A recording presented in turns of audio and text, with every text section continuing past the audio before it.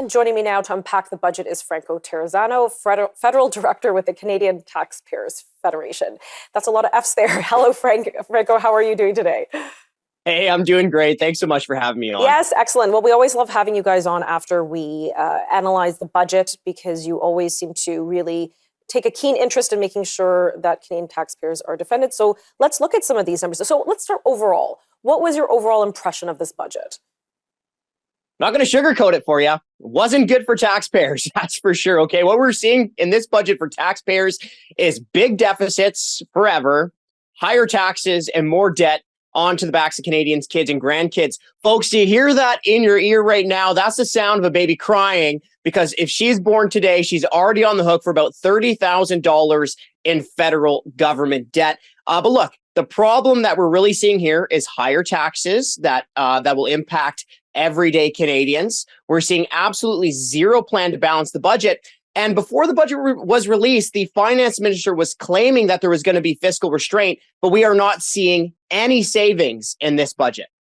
Okay, well, it's a lot of words that you said there, and we're going to go through some of those, especially when you said there's 30,000. So you're saying every Canadian starting today, living or born at this point, they'll have to carry $30,000 of federal debt. That is absolutely correct. Okay, so the debt by the end of this year is going to be above $1.2 trillion. When Mr. Trudeau first took power as prime minister, the debt was about $616 billion. So in this time, since the end of 2015, the Trudeau government has nearly doubled the entire federal government debt, which means that each Canadian is on the hook for about $30,000 in federal debt. But one more issue here we have to talk about. The bigger the debt, the more money that's wasted on interest charges. This year, it's about $44 billion lost to interest charges. That's a cost of about $1,000 on average for each Canadian. Okay, so let's talk about this just before we get into some of the more details of this budget. Some persons would say, well, you know what, we just went through COVID. There were a lot of needs. There was a lot of healthcare spending that had to be had. Is it fair to judge this metric that, we've almost, I guess 1.5 times the deficit so far? Is that fair? Do we not have like a 3-year grace period considering what happened with COVID? Wasn't that spending necessary? A couple things on that. So first, let's look before COVID. Even before the COVID-19 pandemic in 2018-19, there was no cross-Canada recession. There was no pandemic. The federal government was still spending all-time highs, even after adjusted for inflation and population growth. That means in 2018, Trudeau spent more money than the feds did during any single year during World War II. Okay, now let's look forward. Okay, so we should be seeing the government significantly winding down spending. We're not seeing that at all. In fact, in 2022, Freeland overspent her own budget by $18 billion. Then she's going to increase it this year by another $20 billion. If you look at 2027, compare it to 2022, it's an extra $85 billion. Now, here's the thing for all the folks living in Ottawa.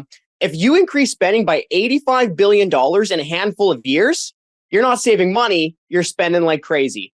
My goodness. Okay, let's talk about some of these things. I'm sure you'll be chomping at the bit on this one. Many Canadians will feel a little bit more pain at the pumps or on their bills because the carbon tax was increased. Do you think this was the right time? Do you think it should happen at all? Oh, it was absolutely the worst time to raise the carbon tax. You already see so many Canadians who are struggling to afford to fuel up their cars on the way to work, who throughout the cold winter months were worried that they couldn't afford their home heating bills. And not to mention, grocery prices are through the roof, right? How many Canadians right now are wondering, can you afford the package of ground beef or the jug of milk at the store?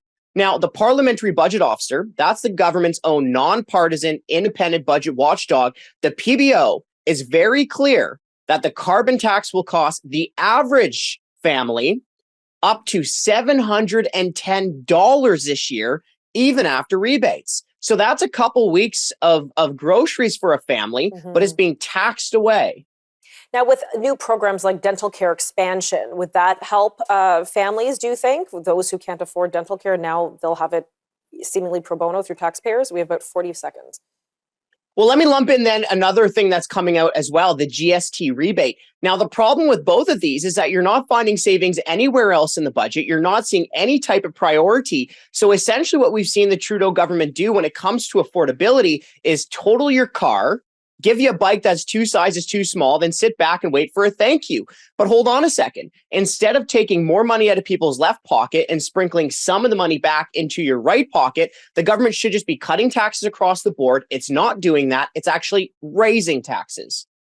We're going to pick up this discussion in just a few minutes. We've got to cut to commercial break, but there's so many things I want to chat with you about. Stick around.